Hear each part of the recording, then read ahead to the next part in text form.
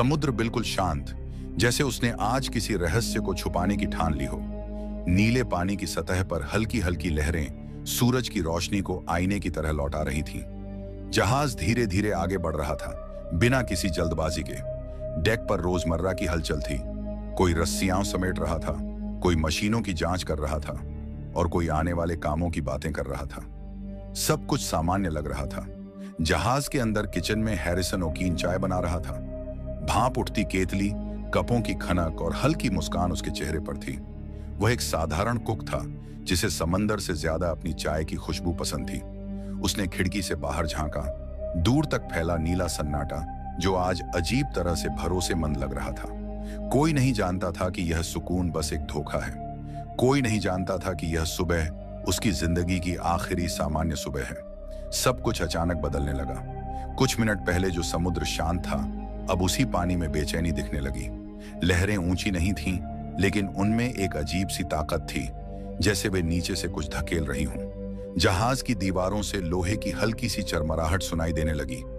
ऐसी आवाज जो अक्सर अनसुनी रह जाती है, लेकिन आज दिल में चुभ रही थी। डेक पर खड़े क्रू मेंबर्स ने एक दूसरे की तरफ देखा। जहाज हल्का सा झुका, फिर सीधा हो गया। किसी ने हंसते हुए कहा, समंदर है, हिलता रहेगा। कुछ लोग मजाक में रेलिंग पकड़कर खड़े हो गए, जैसे यह सब सिर्फ एक छोटा सा झटका हो। लेकिन अंदर कहीं कुछ गलत था। मशीन रूम से अजीब कंपन उठ रहा था। फर्श के नीचे से आती धड़कन अब इंसानी दिल जैसी नहीं, बल्कि किसी जागती हुई चीज की तरह लग रही थी। हवा में नमक के साथ डर की हल्की गंध घुलने लगी थी। फिर भी कोई अलार्म नहीं बजा, कोई चेतावनी नहीं मिली, और यही सबसे खतरनाक था। अचानक एक जोरदार धमाका हुआ, ऐसा जैसे समंदर ने नीचे से जहाज को मुक्का मार दिया हो। पूरी संरचना एक पल के लिए कांप गई। रोशनी झपक कर बुझ गई और फिर लाल आपात लाइटें जल उठीं। इंजन रूम से धुएं और धातु के टूटने की आवाजें आने लगी। मशीनों की लगातार चलती आवाज एक ही पल में खामोशी में बदल गई। इंजन फेल हो चुका था। जहाज तेजी से एक तरफ झुक गया। फर्श अब फर्श नहीं रहा, वह दीवार बन चुका था। लोग फिसलते हुए इधर उधर टकराने लगे। कुछ चीखे, कुछ ने सहारा ढूंढने की कोशिश की। हाथ रेलिंग पर नहीं, हवा में लटक रहे थे। और फिर पानी आया। पहले पतली धार, फिर तेज बहाव। लोहे की दीवारों के बीच से ठंडा समुद्री पानी अंदर घुसने लगा। हर सेकंड के साथ स्तर बढ़ता जा रहा था।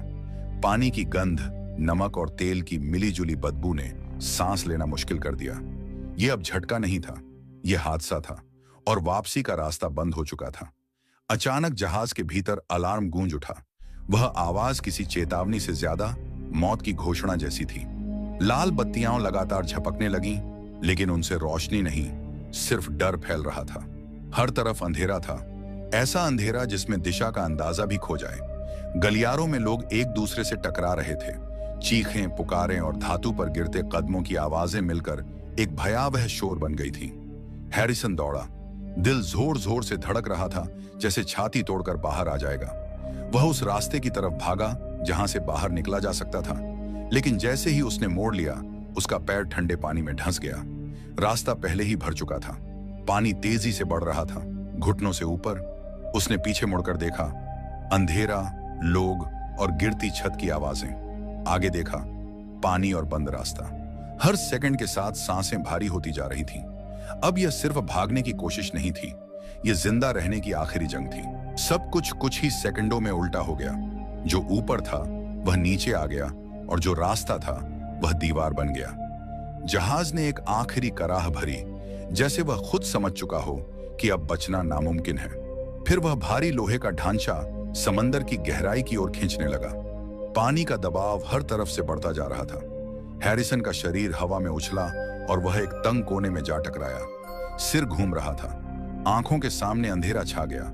कानों में सिरबना पानी और टूटते लोहे की भयानक आवाजें थीं। हर झटका उसे और नीचे और अंधेरे में धकेल रहा था। फिर अचानक सब रुक गया।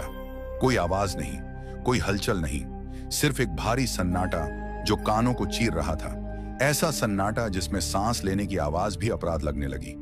हैरिसन को समझ नहीं आ रहा था कि वह जिंदा है या मर चुका है। ऊपर समंदर था, नीचे समंदर था, और बीच में वह अकेला। यही वह पल था जब शोर खत्म हुआ और असली डर शुरू हुआ। चारों तरफ पूरा अंधेरा था। इतना गहरा कि आंखें खुली हैं या बंद, इसका फर्क महसूस नहीं हो रहा था। कोई आवाज नहीं थी, न पानी की, न मशीनों की, न इंसानों की। उस सन्नाटे के बीच सिर्फ एक ही चीज सुनाई दे रही थी, दिल की धड़कन। हर धड़कन जैसे सीने से टकराकर वापस लौट रही थी, भारी और डरावनी। हैरिसन ने अनजाने में सांस ली। ठंडी हवा उसके फेफड़ों में गई और उसी पल उसे झटका लगा। वह सांस ले सकता था। उसने दोबारा गहरी सांस ली, फिर तीसरी। यह कोई सपना नहीं था। पानी उसकी गर्दन तक नहीं पहुंचा था। उसके आसपास कहीं हवा मौजूद थी। उसका दिमाग इस सच को मानने से इनकार कर रहा था। जहाज डूब चुका था, समंदर ऊपर था, फिर भी वह जिंदा था। उसने हाथ फैलाए। दीवारें पास थीं, बहुत पास। लोहे की ठंडी सतह उंगलियों में चुभ रही थी। एक पल के लिए राहत आई, लेकिन अगले ही पल डर, क्योंकि अब उसे एहसास हो चुका था वह जिंदा था, समंदर के नीचे। हैरिसन ने धीरे धीरे हाथ बढ़ाकर आसपास की जगह को टटोला। यह कोई खुला कमरा नहीं था, बल्कि लोहे की दीवारों से घिरा एक तंग सा हिस्सा था। पानी कमर तक भरा हुआ था, ठंडा, भारी और चुपचाप ऊपर चढ़ता हुआ। लेकिन कमरे के एक कोने में हवा फंसी हुई थी, वही हवा जो इस वक्त उसकी जिंदगी का आखिरी सहारा थी। ऊपर छत थी, लोहे की, सख्त और बेहद पास। ऐसा लगता था जैसे अगर वह जरा सा भी सीधा खड़ा हो जाए तो सिर टकरा जाएगा। नीचे पानी था और उस पानी के नीचे अनंत समंदर। बीच में हैरिसन न ऊपर जा सकता था, न नीचे उतर सकता था। यह कोई जगह नहीं थी, यह एक पिंजरा था। हर सांस के साथ उसे एहसास हो रहा था कि यह हवा सीमित है। हर सांस कीमत मांग रही थी। वह हिला नहीं, डर से नहीं, समझदारी से, क्योंकि यहां एक गलत हरकत और सब कुछ खत्म हो सकता था। धीरे धीरे उसे समझ आ गया, अब पूरी दुनिया यही थी। यह अंधेरा कमरा, यह ठंडा पानी और ऊपर फंसी हुई थोड़ी सी हवा। जगह इतनी तंग थी कि हैरिसन अपने पैर भी पूरी तरह फैला नहीं सकता था। हर हरकत में उसका शरीर लोहे की दीवारों से टकरा जाता। वह जिस हवा में सांस ले रहा था, वह किसी खुले कमरे की नहीं, बल्कि बंद ताबूत की हवा लग रही थी। ऊपर की छत और नीचे का पानी दोनों धीरे धीरे पास आते महसूस हो रहे थे। ठंडा समुद्री पानी उसकी कमर से लगकर शरीर को सुन्न कर रहा था। पैर अब उसके नहीं लग रहे थे, उंगलियां अकड़ने लगी थीं। हर मिनट के साथ शरीर कमजोर होता जा रहा था, लेकिन डर उससे भी तेज था। वह कांप रहा था, ठंड से भी और उस एहसास से भी कि यहां कोई मदद नहीं आने वाली। सबसे डरावनी चीज सांस थी। हर सांस उसे याद दिला रही थी कि हवा सीमित है। वह तेज सांस नहीं ले सकता था, न जोर से रो सकता था। उसे खुद को शांत रखना था, वरना घबराहट ही उसकी मौत बन सकती थी। यह सिर्फ डर नहीं था, यह घुटन थी, यह इंतजार था, और हर सांस की एक कीमत थी। यहां समय रुक गया था। हैरिसन के पास न कोई घड़ी थी, न रोशनी, न कोई संकेत जिससे वह समझ सके कि बाहर दिन है या रात। हर पल एक जैसा लगता था, अंधेरा, ठंडा और अंतहीन। कभी उसे लगता कुछ घंटे बीते हैं, कभी ऐसा महसूस होता जैसे कई दिन गुजर चुके हों। समय अब मिनटों या घंटों में नहीं, बल्कि सांसों में गिना जा रहा था। अजीब बात यह थी कि भूख महसूस नहीं हो रही थी। पेट जैसे डर के आगे हार मान चुका था, लेकिन प्यास धीरे धीरे पागलपन में बदल रही थी। होंठ सूख चुके थे, जीभ तालू से चिपकने लगी थी। हर सांस के साथ गला जलता था। आखिरकार मजबूरी ने शर्म को पीछे छोड़ दिया। हैरिसन ने वही किया जो कोई भी जिंदा रहने के लिए करता। उसने अपने ही मूत्र की कुछ बूंदों से गला गीला किया। वह जानता था यह समाधान नहीं है, लेकिन उस पल यह जिंदगी और मौत के बीच की पतली रेखा था। उस पल उसे एहसास हुआ यह सिर्फ शरीर की लड़ाई नहीं थी, यह समय के खिलाफ जंग थी। अंधेरे में अब वह अकेला नहीं था। पानी की सतह पर कुछ तैर रहा था, साया जैसा, ठंडा और बिल्कुल शांत। जैसे ही हैरिसन ने हाथ बढ़ाया, उसकी उंगलियां किसी ठोस चीज से टकराईं। वह समझ गया, ये लोग थे उसके साथी। अब लाशें चारों तरफ, बिना आवाज के, बिना हरकत के। हर पल उसे डर था कि कोई शरीर उसे टकरा जाएगा।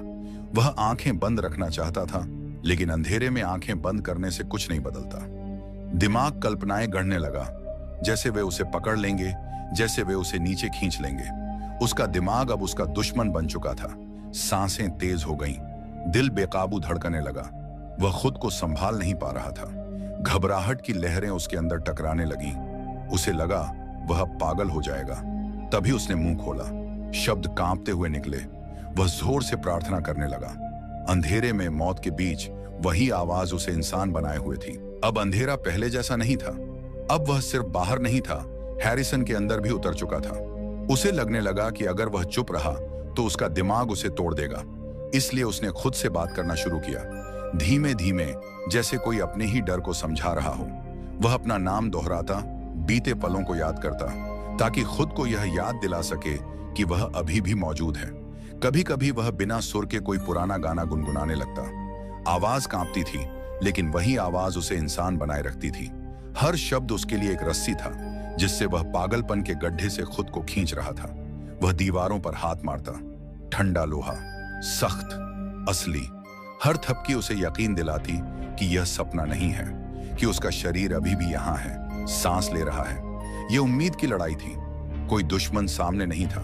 दुश्मन उसका टूटता हुआ दिमाग था, और वह हार मानने वाला नहीं था।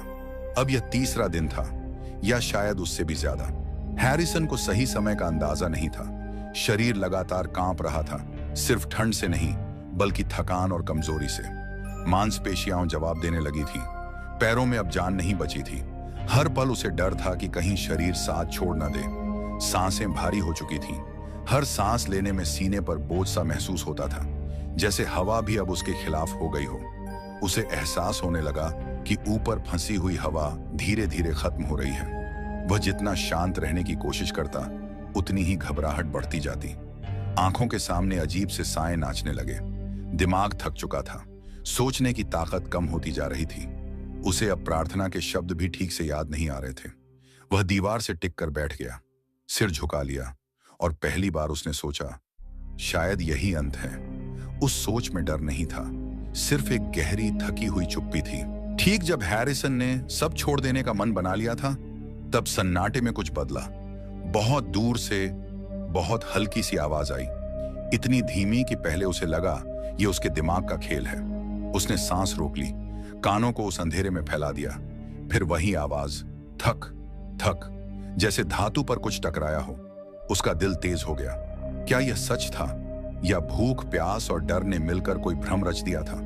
उसने पहले भी अजीब आवाजें सुनी थीं, पानी की गूंज, अपने ही दिल की धड़कन, दिमाग की फुसफुसाहटें। वह डर गया कि कहीं यह भी वैसा ही ना हो। लेकिन आवाज फिर आई, इस बार जरा साफ, लय में, इंसानी। यह जहाज के टूटने की आवाज नहीं थी, यह कुछ ढूंढने जैसा लग रहा था। हैरिसन का शरीर, जो कुछ देर पहले हार मान चुका था, अचानक सतर्क हो गया। उसने दीवार पर हल्के से हाथ मारे, एक बार, फिर दूसरी बार। अब सवाल यह नहीं था कि आवाज असली है या नहीं। सवाल यह था, क्या कोई उसे ढूंढ रहा है? अचानक अंधेरे में एक तेज रोशनी चमकी। हैरिसन की आंखें चुभ गईं। वह घबरा गया। यह रोशनी इस अंधेरे दुनिया का हिस्सा नहीं थी। अगले ही पल उस रोशनी के पीछे एक साया उभरा, भारी सूट में ढंका हुआ, चेहरे पर मास्क, हाथ में लाइट, एक गोताखोर बिल्कुल सामने। हैरिसन का शरीर सिहर गया। वह डर से पीछे हट गया, जितना उस तंग जगह में संभव था। उसका दिमाग इस दृश्य को स्वीकार नहीं कर पा रहा था। इतने दिन बीत चुके थे, यहां कोई कैसे आ सकता था? उसे लगा यह उसका भ्रम है, या शायद मौत का फरिश्ता जो उसे लेने आया है। उसकी सांस अटक गई, दिल जोर से धड़कने लगा। वह चीखना चाहता था, लेकिन आवाज गले में ही दब गई। गोताखोर धीरे धीरे उसकी ओर बढ़ा। पानी में उसकी हलचल से लाशें हिलीं और डर और गहरा हो गया। हैरिसन ने आंखें बंद कर लीं। अगर यह मौत है तो अब विरोध बेकार है। लेकिन तभी गोताखोर ने हाथ हिलाया, इशारा किया, और उस एक पल में चमत्कार ने अंधेरे को चीर दिया। गोताखोर ने धीरे से हाथ हिलाया। कोई डराने वाला इशारा नहीं, कोई अचानक हरकत नहीं, बस एक साधारण इंसानी संकेत। उसी पल उसकी लाइट हल्के से घूमी और हैरिसन के चेहरे पर पड़ी। पहली बार इतने दिनों में उसने किसी और इंसान की मौजूदगी महसूस की। यह सपना नहीं था, यह दिमाग का धोखा नहीं था। हैरिसन की आंखें भर आईं, होंठ कांपने लगे। वह कुछ बोल नहीं पाया, लेकिन उसका शरीर सच्चाई समझ चुका था। उसके अंदर जमा हुआ डर, दर्द और अकेलापन एक साथ टूट पड़ा। आंसू अपने आप बहने लगे, नमक मिले पानी में घुलते हुए। लेकिन इस बार वे डर के नहीं थे। गोताखोर ने फिर इशारा किया, शांत रहो। हैरिसन ने सिर हिलाया। उसकी सांसें अभी भी कांप रही थीं, लेकिन अब उनमें घबराहट नहीं थी। इतने लंबे अंधेरे के बाद पहली बार उसे यकीन हुआ, वह मरने वाला नहीं है, वह सच में बच गया है। उस पल उस तंग कमरे में जिंदगी वापस आ चुकी थी। धीरे धीरे उसे ऊपर की दुनिया की ओर ले जाया गया। जैसे जैसे वह सतह के पास पहुंचा, रोशनी तेज होती गई। आंखें चुभने लगीं, क्योंकि इतने दिनों बाद उसने असली उजाला देखा था। जब वह पानी से बाहर आया तो हवा ने उसके चेहरे को छुआ। खुली, ठंडी, आजाद हवा। उसने गहरी सांस ली और उस सांस में जिंदगी की पूरी कीमत महसूस की। चारों तरफ लोग थे, आवाजें थीं, हलचल थी, लेकिन हैरिसन के लिए सब कुछ अजीब सा था। वह जिंदा था, ये सच था। डॉक्टर, रोशनी, स्ट्रेचर, सब इसका सबूत थे। फिर भी उसके अंदर कुछ बदल चुका था। जब भी वह आंखें बंद करता, वही अंधेरा लौट आता। वही तंग कमरा, वही ठंडा पानी, वही सीमित हवा। समंदर अब उसके लिए सिर्फ पानी नहीं था, वह एक याद बन चुका था, भारी, गहरी और डरावनी।